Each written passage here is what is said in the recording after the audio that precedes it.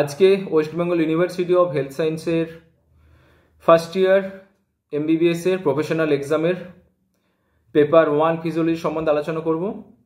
প্রথমে যে লং প্রশ্নটা ছিল, যেটা নিয়ে তোমাদের অনেকেরই কনফিউশন ছিল, সেটাই আজকে আলোচনা করব।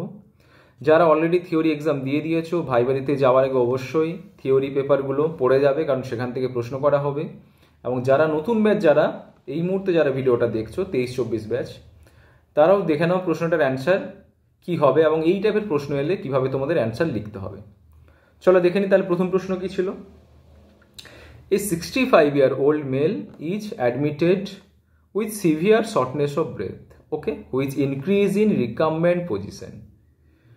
তাহলে শর্টনেস অফ ব্রেথ নিয়ে একজন পেশেন্ট এসেছে এবং শর্টনেস অফ ব্রেথের হিস্ট্রি কি বলছে, রিকাম্বেন্ট পজিশন, অর্থাৎ ডাক্তারবাবু যখন আমি শুয়ে থাকি বা রাতে ঘুমোই তখনই কি হয়, আমার এই শর্টনেস অফ ব্রেথটা বেড়ে যায়। ওকে, অর্থাৎ যখন স্ট্যান্ডিং বা সিটিং পজিশনে থাকছি তখন কিন্তু শর্টনেস অফ ব্রেথটা হচ্ছে না।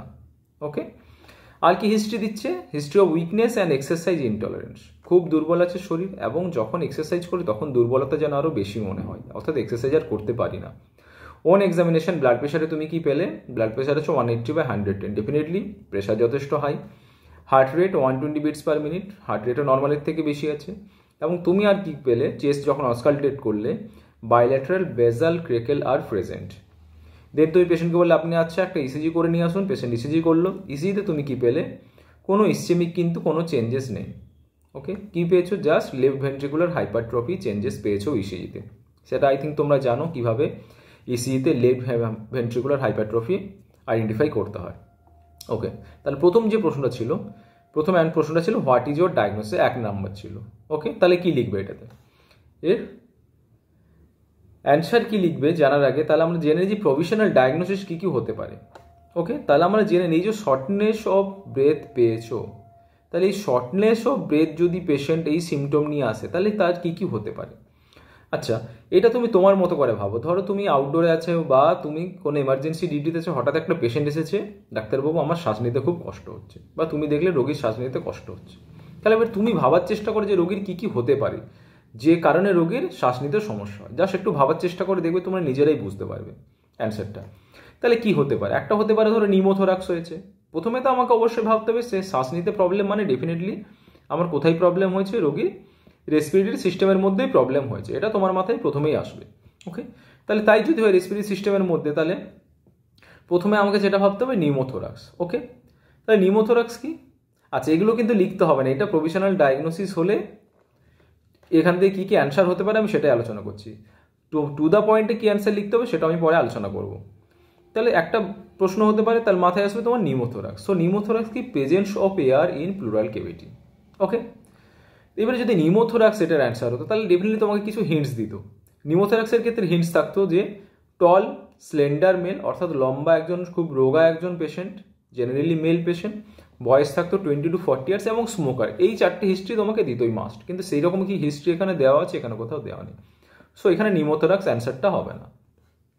তারপর কি হতে পারে, শ্বাস নিতে কষ্ট, তোমার মাথায় কি হতে পারে, চেস্ট ট্রমা হতে পারে, কোনো রোড ট্রাফিক অ্যাক্সিডেন্ট হয়েছে, ওকে, ইঞ্জুরি হয়েছে রিপসে, সেখান থেকে লাংস ইঞ্জুরি হয়েছে, রোগীর শ্বাসকষ্ট হচ্ছে, এটা তো খুব কমন তাই না। তাহলে চেস্ট ট্রমা যদি অ্যান্সার, তাহলে ডেফিনেটলি একটা হিস্ট্রি দিয়ে দিত যে পেশেন্ট যাচ্ছিল হঠাৎ করে রোড ট্রাফিক অ্যাক্সিডেন্ট হয়েছে, বাট সেরকম কোনো হিস্ট্রি নেই। ওকে, অ্যাসপিরেশন হতে পারে, অ্যাসপিরেশন মানে ধরো কোনো ফুড বা কোনো ফরেন বডি কি হয়েছে, এই এয়ারওয়েতে অবস্ট্রাক্ট করে দিচ্ছে, তাহলে শ্বাসকষ্ট হতে পারে, তাহলে অ্যাসপিরেশন হতে পারে। তাহলে অ্যাসপিরেশন যদি হয় তাহলে ডেফিনেটলি তোমাকে কিছু হিন্টস দিয়ে দেবে। কি হিন্টস মেনশন করা হতে পারে, বেসিক্যালি চিলড্রেনদেরই হয়, কোনো জিনিস খেলছে, ফরেন অবজেক্ট কি হলো, লাংসে চলে এলো বা এয়ারওয়েতে চলে এসেছে, ব্রঙ্কাসে চলে এসেছে, তো সেরকম চিলড্রেন কিন্তু এখানে বলা নেই। আর অ্যাডাল্ট যদি হয়, বেসিক্যালি অ্যাডাল্টদেরও হতে পারে, বাট তাহলে তোমাকে একটা হিস্ট্রি দেবে অ্যাডাল্ট উইথ নিউরোলজিক্যাল প্রবলেম, অর্থাৎ নিউরোলজিক্যাল প্রবলেমের জন্য কাপ রিফ্লেক্সগুলো বেসিক্যালি কাজ করছে না বলে কোনো ফরেন বডি খুব সহজেই কি হতে পারে, তাদের এয়ারওয়েতে চলে আসতে পারে। ওকে, তো অ্যাসপিরেশন এখানে হবে না। ওকে, তাহলে আমরা প্রভিশনাল ডায়াগনোসিসগুলো জানছি এবং তার সাথে সেগুলো একটা একটা করে এক্সক্লুড করছি। এরপর আমরা পাচ্ছি পালমোনারি ইডিমা। ফাইন, তাহলে পালমোনারি ইডিমা কি, pulmonary oedema is the collection of fluid within the alveoli. এই যে অ্যালভিওলাই রয়েছে, এই যে অ্যালভিওলাই রয়েছে, অ্যালভিওলাইয়ের মধ্যে যদি ফ্লুইড কালেকশন হয়ে যায় তাকেই বলা হচ্ছে পালমোনারি ইডিমা। ওকে, এর পালমোনারি এডিমা কেন হতে পারে? Due to increase pulmonary capillary pressure. অর্থাৎ ধরো এটা পালমোনারি ক্যাপিলারি রয়েছে, পালমোনারি ক্যাপিলারিতে প্রেশার বেশি হলো, তখন কি এর মধ্যে যে ফ্লুইড রয়েছে সেটা কি হবে, খুব সহজেই পালমোনারি ক্যাপিলারি থেকে কোথায় চলে আসবে, অ্যালভিওলাইতে চলে আসবে। তখনই পালমোনারি এডিমা হবে। তাহলে এক্ষেত্রে কি হতে পারে? এই এজ পেশেন্টদের ডেফিনেটলি হতে পারে। শর্টনেস অফ ব্রেথ হয় পালমোনারি এডিমা হলে, তাহলে পালমোনারি এডিমা কিন্তু হতেই পারে। ওকে, এবার চলে আসছে পালমোনারি এম্বোলিজম।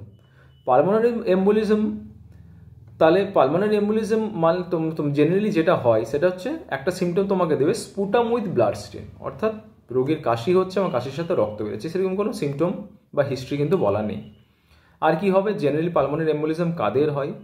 জেনারেলি একটা হিস্ট্রি অফ মেজর ট্রমা, ধরো কোনো পেশেন্টের একটা মেজর ট্রমা হয়েছে, রোড ট্রাফিক অ্যাক্সিডেন্ট হয়েছে, সেখান থেকে কি হয়েছে, থ্রম্বোসিস হয়েছে, ওকে, বা ডিভিটি ডিপ ভেন থ্রম্বোসিস হয়েছে, সেখান থেকে সেই থ্রম্বাসটা কি হয়েছে, গিয়ে লাংসের যে ক্যাপিলারিগুলো রয়েছে লাংসের ক্যাপিলারিতে লজ করেছে, গিয়ে আটকে গেছে।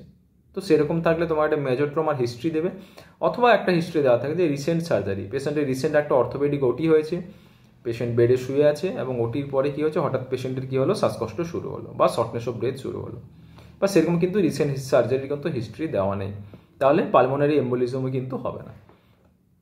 এবার চলেছে অ্যানাফাইল্যাক্সিস। অ্যানাফাইল্যাক্সিস কি হতে পারে দেখা যাক। অ্যানাফাইল্যাক্সিস বেসিক্যালি কি, it is the immediate hypersensitivity reaction. Okay, কখন হতে পারে, যাদের অ্যালার্জিক থাকে, ধরো বেসিক্যালি কি হয়, অনেক ক্ষেত্রে শুনে থাকবে যে যার বেগুন খেয়ে নিলে অ্যালার্জি হয়ে গেল, বা আদার্স কোনো, অনেকে দেখবে চিংড়িতে অ্যালার্জি থাকে। আবার এটাও দেখবে খুব শুনে থাকবে যে রেস্টুরেন্টের কাছে চিংড়ি খেয়ে নিয়েছে, তার অ্যালার্জি এমন রিয়াকশন হয়েছে, অ্যানাফাইল্যাক্সিস হয়েছে, রোগী মারা পর্যন্ত গেছে, ওকে, বা ওই ব্যক্তিটা মারা গেছে। তো কেন হয়? তাহলে ইমিডিয়েট যখনই হাইপার সেন্সিটিভিটি রিয়াকশন হয়, বেসিক্যালি কি হয়, it leads to bronchospasm and laryngeal oedema. তাহলে ব্রঙ্কোস্পাজম যদি হয়ে যায় এবং লেরেঞ্জিয়াল এডিমা, তাহলে কি হবে, যে এয়ারওয়েটা ছিল, এয়ারওয়েটা অবস্ট্রাকশন হয়ে যায়। Okay, causes obstruction of airway এবং definitely it leads to death immediately. Okay, তাহলে তার ক্ষেত্রে হিস্ট্রি থাকবে, কি থাকবে, হিস্ট্রি অফ ফুড অ্যালার্জি থাকবে, অথবা কোন ক্ষেত্রে হতে পারে, after injection of penicillin antibiotic, okay, without sensitivity. যে কোনো পেনিসিলিন বা ওই রিলেটেড অ্যান্টিবায়োটিক দেওয়ার আগে কী করা হয়, একটা সেন্সিটিভিটি চেক করা হয়, অর্থাৎ পেনিসিলিন ইনজেকশনের খুব সামান্য পরিমাণ বডিতে প্রথমে ইনজেক্ট করা হয়, দিয়ে বলা হয় যে ওই জায়গাতে কোনো ইচিং হচ্ছে কিনা বা কোনো রেডনেস হচ্ছে কিনা। ওকে, তাহলে ওই খুব সামান্য পরিমাণে ইনজেকশনে যদি ইচিং বা রেডনেস হয়, তার মানে বুঝতে হবে কি যে হাইপার সেন্সিটিভিটি রিয়াকশন হচ্ছে, তার মানে ওই অ্যান্টিবায়োটিকটা কিন্তু ওই রোগীর ক্ষেত্রে রোগীকে আর দেওয়া হবে না। তোমরা যখন ইন্টার্নশিপে ডিউটি করবে, তোমাদের দেখবে তোমাদের ইন্টার্নদের কাজই হলো এটা, বেসিক্যালি এই কাজটা তোমাদের করতে হয়। তো সেখানে এরকম কোনো হিস্ট্রি দেওয়া নেই, তাহলে এটা অ্যানাফাইল্যাক্সিসের কারণে শর্টনেস অফ ব্রেথ হচ্ছে না। চলে আসে অ্যাজমা। অ্যাজমা কি হতে পারে? অ্যাজমা বেসিক্যালি, অ্যাজমা কাদের ক্ষেত্রে হতে পারে, একটা সিওপিডি থেকে অ্যাজমা হতে পারে, তাহলে ওল্ড এজ হবে, স্মোকার হবে, এখানে স্মোকার তো বলা নেই, বাট ওল্ড এজ, তাহলে অ্যাজমা জেনারেলি হতেও পারে এটার ক্ষেত্রে। ইয়াং এজের ক্ষেত্রেও হবে। এবার ইয়াং এজের ক্ষেত্রে যদি হয় অ্যাজমা সিমটম তোমাকে যদি বলে, তাহলে কিছু হিস্ট্রি বা হিন্টস দিয়ে দেবে। কি বলে দেবে, নর্মালি হয়তো ধরবে এক্সারসাইজ বা কোল্ড এয়ার বা এক্সটার্নাল কোনো অ্যালার্জেনের কারণে রোগীর হঠাৎ করে অ্যাজমা শুরু হলো, শ্বাসকষ্ট শুরু হলো। ওকে, তো এরকম কোনো হিস্ট্রি এক্ষেত্রে দেওয়া নেই, তবে অ্যাজমা আমরা এক্সক্লুড করে দিলাম। তাহলে বাকি রইল কি, রেসপিরেটরি ট্র্যাক্ট ইনফেকশন থেকে কি হতে পারে দেখা যায়। রেসপিরেটরি ট্র্যাক্ট ইনফেকশন হলে ডেফিনেটলি শর্টনেস অফ ব্রেথ হতেই পারে। যেমন একটা এক্সাম্পল ধরলাম pneumonia, it is a type of respiratory tract infection. নিউমোনিয়াতে শর্টনেস অফ ব্রেথ হয়, কিন্তু তাহলে কিছু সিমটম দিয়ে থাকবে, ধরো ফিভার বলবে। নিউমোনিয়া হলে বা রেসপিরেটরি ট্র্যাক্ট ইনফেকশন হলে বডিতে একটা ফিভার হবে, বাট ফিভার থাকবে, calf with purulent sputum, okay, but সেখানে সেসব কিছুই কিন্তু এখানে মেনশন করা নেই, সো রেসপিরেটরি ট্র্যাক্ট ইনফেকশনও হবে না। ওকে, এবার হচ্ছে প্লুরাল এফিসিয়েন্ট। প্লুরাল এফিসিয়েন্ট থেকে শর্টনেস অফ ব্রেথ হতে পারে, যেমন একটা এক্সাম্পল দিলাম টিউবারকিউলোসিস। এবারে টিউবারকিউলোসিস যদি হয় তাহলে একটা কি, একটা হিস্ট্রি অফ কাপ থাকবে, অনেক দিন ধরে, কয়েক মাস ধরে কাপ হচ্ছে, বাট সেরকম কোনো হিস্ট্রি বলা নেই। আর প্লুরাল এফিসিয়েন্ট ক্ষেত্রে বা টিবি হলে একটা ফিভারের সিমটম বা হিস্ট্রি থাকবে, সেটাও কিন্তু বলা নেই। তো প্লুরাল এফিসিয়েন্ট আমরা এক্সক্লুড করে দিলাম। তো এখানে আমরা যেসব সিমটমগুলো পেলাম, তাহলে এখান থেকে একটা পয়েন্টই দাঁড়াচ্ছে, সেটা হলো পালমোনারি ইডিমার কারণে, ডিউ টু দ্য রেসপিরেটরি কজের মধ্যে পালমোনারি ইডিমার জন্য কি হচ্ছে, শর্টনেস অফ ব্রেথ হচ্ছে। ওকে, বোঝা গেছে। তাহলে কি ডায়াগনোসিস কি হবে, পালমোনারি ইডিমা। দেখা যাক আর কি কি কারণে শর্টনেস অফ ব্রেথ হতে পারে আদার দেন রেসপিরেটরি সিস্টেম। ওকে, তাহলে সিভিএসএ সিস্ট কিছু সমস্যার জন্য কিন্তু আমাদের শর্টনেস অফ ব্রেথ হতে পারে। ওকে, কি প্রবলেম হতে পারে, ধরো অ্যারিথমিয়া হয়েছে, তাহলে অ্যারিথমিয়া কি, any abnormal alteration in either rate or rhythm of cardiac contraction. Rate of রিদমে যদি অল্টারেশন হয় তাহলে অ্যারিথমিয়া হবে।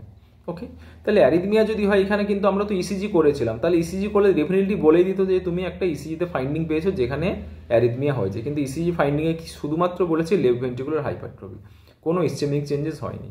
সো এখানে আমি অ্যারিথমিয়াটা এক্সক্লুড করে দিলাম। ওকে, বা এখানে যে আমরা পালস রেট চেক করেছিলাম, এখানে কিন্তু কোনো শুধু হার্ট রেটটা ইনক্রিজ করেছিল, আদার কোনো ফাইন্ডিং বলেনি। ওকে, সো অ্যারিথমিয়া হবে না। আচ্ছা, অ্যারিথমিয়া যদি হয়, কোন কোন অ্যারিথমিয়ার জন্য হয়? অ্যারিথমিয়ার জন্য basically atrial fibrillation, heart block এবং মায়োকার্ডিয়াল ইনফার্কশন, এই তিনটে টাইপের অ্যারিথমিয়া। আদার কজও হবে, বাট এই তিনটে টাইপের জন্য মেনলি কি হতে পারে, রোগী শর্টনেস অফ ব্রেথ হতে পারে। এবার অ্যাট্রিয়াল ফিব্রিলেশন হলে ইসিজিতে কী চেঞ্জেস হয় সেটা তুমি জানো, হার্ট ব্লক হলে ইসিজিতে কী চেঞ্জেস হয় সেটাও তুমি জানো, এবং মায়োকার্ডিয়াল ইনফার্কশনের জন্য ইসিজিতে কী চেঞ্জেস হয় সেটাও তুমি জানো। আর যদি না জেনে থাকো এখন একবার পড়ে নাও, কারণ ভাইবার জন্য এগুলো প্রশ্ন করা হয়। ওকে, তাহলে এই তিনটে যেহেতু ইসিজি ফাইন্ডিং বলা নেই, তাহলে অ্যারিথমিয়া হবে না। তাহলে আর জেনে নিই আর কি কারণে হতে পারে shortness of breadth. Valvular heart disease, valvular heart disease মানে হার্টের যে ভাল্ব রয়েছে, অ্যাওর্টিক ভাল্ব, মাইট্রাল ভাল্ব, এই ভাল্বগুলোতে যদি কোনো স্টেনোসিস হয় বা রিগার্জিটেশন হয়, তাহলেও কি হতে পারে, আমার শর্টনেস অফ ব্রেথ হতে পারে। ওকে, ধরো আমি দুটো এক্সাম্পল দিলাম, ধরো মাইট্রাল ভাল্ব স্টেনোসিস হয়ে গেছে বা অ্যাওর্টিক ভাল্বের রিগার্জিটেশন হয়েছে, তাহলে হতে পারে। তাহলে ভালভুলার হার্ট ডিজিজ থেকে যদি শর্টনেস অফ ব্রেথ হয়, তাহলে এখানেও তোমাকে দুটো হিন্টস দেবে। কি হিন্টস দিতে পারে? বেসিক্যালি ভালভুলার হার্ট ডিজিজের যে হার্ট সাউন্ডগুলো যে আমরা শুনি, S1 বা S2, S3 যে হার্ট সাউন্ড, ওই হার্ট সাউন্ডের চেঞ্জেস হয়। ধরুন আমি এক্সাম্পল বলে দাও, লাউড S1 তোমাকে মেনশন করে দিল, সেখানে এইসব হার্ট সাউন্ড সম্বন্ধে কোনো মেনশন করা নেই। বা বলে দিল ওপেনিং স্ন্যাপ তুমি শুনতে পাচ্ছ অসকালটেশনে হার্ট সাউন্ডে, সেসবও মেনশন করা নেই। সেই কারণে আমি ভালভুলার হার্ট ডিজিজও এখানে হবে না। এবার চলছে আর কি হতে পারে, হার্ট ফেলিওর, আর পার্টিকুলারলি যদি আমরা বলি লেফট ভেন্ট্রিকুলার ফেলিওর, অর্থাৎ লেফট ভেন্ট্রিকল যদি ফেলিওর হয়ে যায়, তাহলে কি হতে পারে, আমার শর্টনেস অফ ব্রেথ হতে পারে। ওকে ওকে, দেখা যাক। এখানে কিন্তু লেফট ভেন্ট্রিকল ফেলিওর হতেই পারে, সিমটমগুলোতে আমি আসবো। এবার চলেছে আর কি কারণে হতে পারে। অ্যানিমিয়া যদি হয়, বেসিক্যালি যদি বলা ভালো সিভিয়ার অ্যানিমিয়া যদি হয়, এত হিমোগ্লোবিন এত লেভেলের কমে গেছে, তার শ্বাসকষ্ট হচ্ছে, এবং তার ক্ষেত্রে উইকনেস হবে, এক্সারসাইজ ইনটলারেন্স, এই সিমটমও হতে পারে, ওল্ড এজও হতে পারে। ওকে, তাহলে অ্যানিমিয়া যদি হয়, অ্যানিমিয়া হলে কিছু তোমাকে হিন্টস দেবে। বেসিক্যালি কোন একটা হিন্টস দিতে পারে তোমাকে, সিকেডি, তোমাদের থার্ড সেমিস্টার এসেছিল ন্যাশনাল মেডিকেল কলেজের থার্ড সেম পেপার এসেছিল সিকেডি, তাহলে সিকেডি হতে পারে। এবার সিকেডি যদি হয়, তাহলে তোমাকে ইউরিয়া ক্রিয়েটিনিন বা পেডালিডিমা এই হিন্টসটা তোমাকে দিয়ে দেবে, সেসব কিছু বলা নেই। তাহলে সিকেডির জন্য, অ্যানিমিয়ার জন্য এটা হচ্ছে না।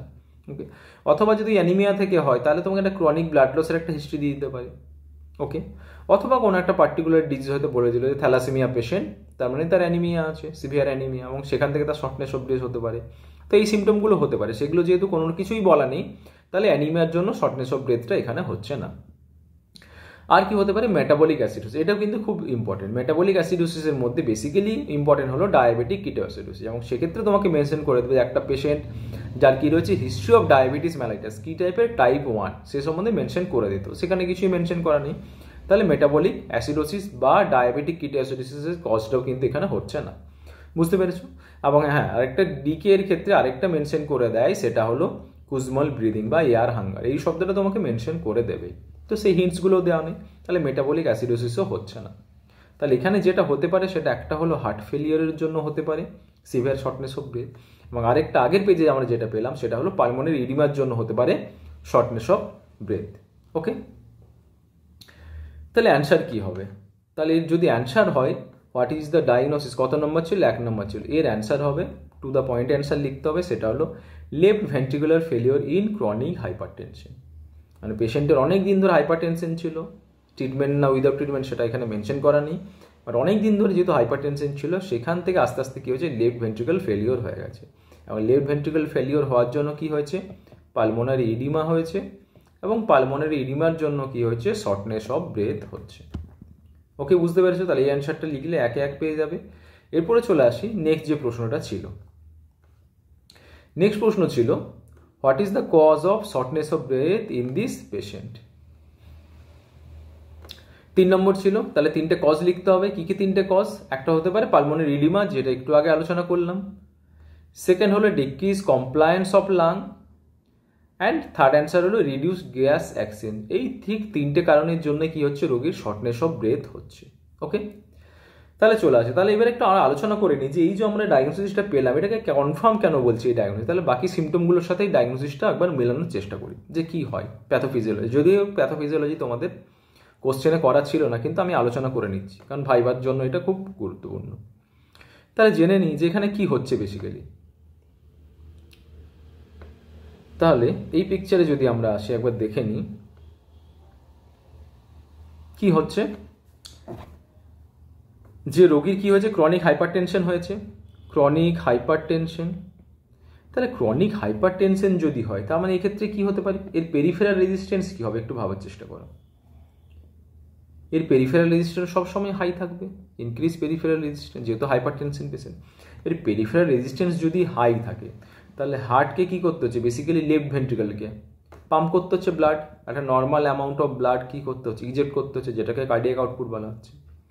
তাহলে যদি পেরিফেরাল রেজিস্ট্যান্স হাই থাকে তাহলে ঠিক সেম কার্ডিয়াক আউটপুট মেনটেন করার জন্য হার্টের যে লেফট ভেন্ট্রিকল রয়েছে তাকে কি করতে হবে, তাকে যে পাম্প করতে হবে, পাম্পিং অ্যাক্টিভিটি বেশি থাকতে হবে। রেজিস্ট্যান্স যদি হাই থাকে, অর্থাৎ একটা যদি ফোর্স কাজ করে, তাহলে ওই ফোর্সের এগেনস্টে তোমাকে যদি ব্লাডটা পাম্প করতে হয়, তার মানে কি হবে, লেফট যে ভেন্ট্রিকল রয়েছে তার পাম্পিং অ্যাক্টিভিটিটা হাই থাকবে।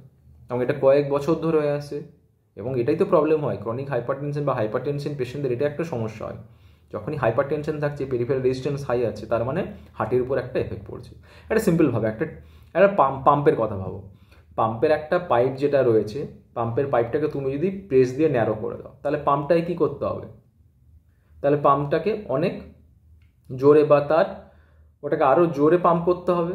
কারণ কি হচ্ছে, পাইপটাকে তুমি ন্যারো করে দিচ্ছি। এক্ষেত্রে তাই হচ্ছে, পেরিফেরাল রেজিস্ট্যান্স যখনই বেড়ে গেছে, লেফট ভেন্ট্রিকুলারের অ্যাক্টিভিটিটা বেড়ে গেছে। তাহলে লেফট ভেন্ট্রিকুলার অ্যাক্টিভিটি যদি বেড়ে যায় তাহলে কী হবে, লেফট ভেন্ট্রিকুলার মাসেলটা কী হবে, হাইপারট্রফি হবে। ওকে, তাহলে কী হবে, লেফট ভেন্ট্রিকুলার হাইপারট্রফি। এখানে তাই হয়েছে, sewing left ventricular hypertrophy. Left ventricular hypertrophy হয়ে কি হচ্ছে, একটা নর্মাল কার্ডিয়াক আউটপুট মেনটেন করার চেষ্টা করছে। কিন্তু একটা টাইম হলো, কয়েক বছর যখন পেরিয়ে যাবে, তখন কী হবে, লেফট ভেন্ট্রিকুলার আর পাম্পিং অ্যাক্টিভিটিটা থাকবে না, পাম্পিং অ্যাক্টিভিটিটা কমে যাবে, বা যেটাকে বলা হচ্ছে লেফট ভেন্ট্রিকুলার ফেলিওর। ওকে, তাহলে লেফট ভেন্ট্রিকুলার যদি এরপর ফেলিওর হয়ে যায় তাহলে কী হবে, কার্ডিয়াক আউটপুট কমে যাবে।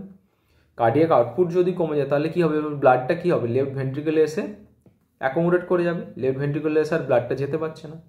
লেফট ভেন্ট্রিকুলে যদি ব্লাড অ্যাকুমুলেট হয় তাহলে ব্লাডটা এরপরে কোথায় অ্যাকুমুলেট করবে, লেফট অ্যাট্রিয়ামে অ্যাকুমুলেট করবে। ওকে, এবার লেফট অ্যাট্রিয়ামে যদি অ্যাকুমুলেট করে তাহলে যে পরিমাণ ব্লাডটা কি হচ্ছিল, লাংস থেকে পালমোনারি ভেন দিয়ে হার্টে আসছিল, সেই ব্লাডটা কি আর আসতে পারবে না। তাহলে এখন ব্লাডটা কোথায় অ্যাকুমুলেট হতে থাকবে, এখন ব্লাডটা অ্যাকুমুলেট হতে থাকবে পালমোনারি ভেনে। ওকে, এবং পালমোনারি ভেনে যদি ব্লাড অ্যাকুমুলেট হতে থাকে তার মানে ডেফিনেটলি কী হবে, এখানে যে আমার পালমোনারি ক্যাপিলারিগুলো রয়েছে, তাহলে পালমোনারি ক্যাপিলারি তো এখানে ব্লাড বেশি থাকবে। ওকে, তখন এখানে যে ব্লাডটা থাকবে সেটা কি হবে, এরপরে আস্তে আস্তে ক্যাপিলারিটা লিকেজ করবে, লিকেজ করে কোথায় যাবে, এখানে যে অ্যালভিলাইগুলো রয়েছে, অ্যালভিলাইতে ব্লাডটা চলে আসবে বা ফ্লুইডটা চলে আসবে। ক্লিয়ার? তখন কি হবে, লিডস টু পালমোনারি ইডিমা। এর পালমোনারি ইডিমা যদি হয় তখনই কি হবে, আমার শর্টনেস অফ ব্রেথ হবে। আর পালমোনারি ইডিমা হলে আর কি হবে, এই যে বেজাল ক্র্যাকেল সাউন্ড শোনা যাবে, বেজাল ক্র্যাকেল সাউন্ড স্টেথোস্কোপে যদি আমরা শুনি। ওকে, তাহলে বোঝা গেল কি কারণে হচ্ছে। আলটিমেট মেন কজটা কি ছিল, হাইপারটেনশন থেকে এখন কিন্তু ডেভেলপ করলো পালমোনারি ইডিমা। আর পালমোনারি ইডিমা যদি ডেভেলপ করে তাহলে কি হবে, সেখানে গ্যাস এক্সচেঞ্জ কম হবে। আর গ্যাস এক্সচেঞ্জ যদি কম হয় তার মানে কি হবে, রোগীর উইকনেস হবে এবং এক্সারসাইজ করতে পারছে না। বোঝা গেছে?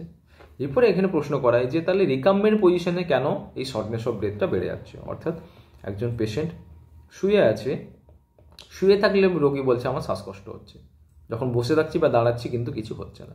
তাহলে যখন রিকাম্বেন্ট পজিশনে থাকে, রিকাম্বেন্ট পজিশনের ক্ষেত্রে কি হয়, রিকাম্বেন্ট পজিশন বা যখন শুয়ে থাকে তখন কি ভেনাস রিটার্নটা বেড়ে যায়, ইনক্রিজ ভেনাস রিটার্ন।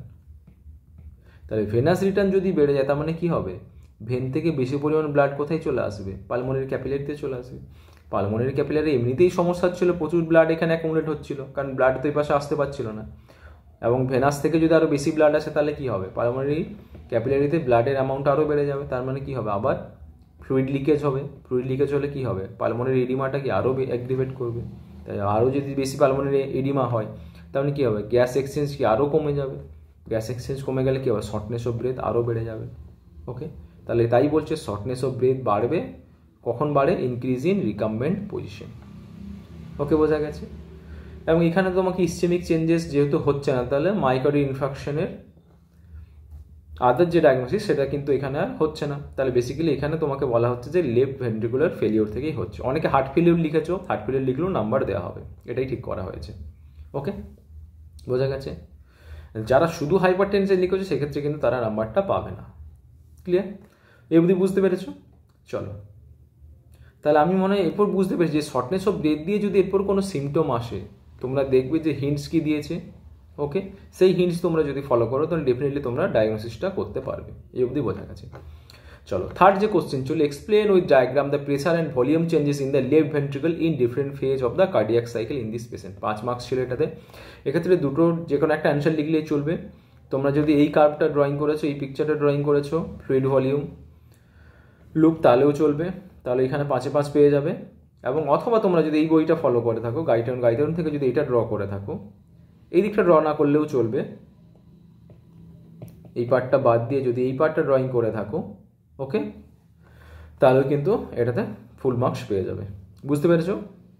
এবার চলেছি ফোর্থ যেটা ছিল, illustrate the short term and long term compensatory mechanism activated in the body of this patient. এখানে কিন্তু 6 মার্কস ছিল। এখানে বেসিক্যালি তার শর্ট টার্মের মধ্যে 3টে রিফ্লেক্স হয়, baro receptor, chemo receptor and CNS ischaemic response or reflex. আর লং টার্মের মধ্যে renin mechanism, renin angiotensin mechanism, ADS mechanism এবং এএনপি। এটা মোটামুটি 2-3 লাইন করে, ওকে, ফ্লো চার্ট করে লিখলেই চলবে, তাহলে মোটামুটি 4 পেয়ে যাওয়া হবে। এবং 6তে 6 তারাই পাবে যারা বেসিক্যালি এটা মেনশন করা ছাড়াও পার্টিকুলারলি যদি আরও মেনশন করে থাকে, ধরো একজন ক্রনিক হাইপারটেনসিভ পেশেন্টের ক্ষেত্রে কি কি চেঞ্জেস হয়। দেখো, এটা short term long term in general তো বইতে লেখা আছে এবং তোমরা অনেকে তাই লিখেছো। পার্টিকুলারলি কেউ যদি ক্রনিক হাইপারটেনশনের ক্ষেত্রে, একজন ক্রনিক হাইপারটেনসিভ পেশেন্টদের ক্ষেত্রে কি কি চেঞ্জেস দেখা যায় সেইভাবে যদি অনেকে মেনশন করে নাও, তাহলে কিন্তু 100% মার্কসই কিন্তু এখান থেকে পাওয়া যাবে। বোঝা গেছে? তাহলে লং প্রশ্নটা আলোচনা করে নিলাম। যারা নতুন ব্যাচ তারা একবার দেখে নাও, আর পুরনো ব্যাচ অবশ্যই ভিডিওটা দেখেই কিন্তু ভাইবা দিতে যাবে। বোঝা গেছে? তাহলে মোটামুটি আলোচনা করে নিলাম। নেক্সট প্রশ্নের অ্যান্সারগুলো নেক্সট ভিডিওতে আলোচনা করব। ওকে, চলো, থ্যাংক ইউ।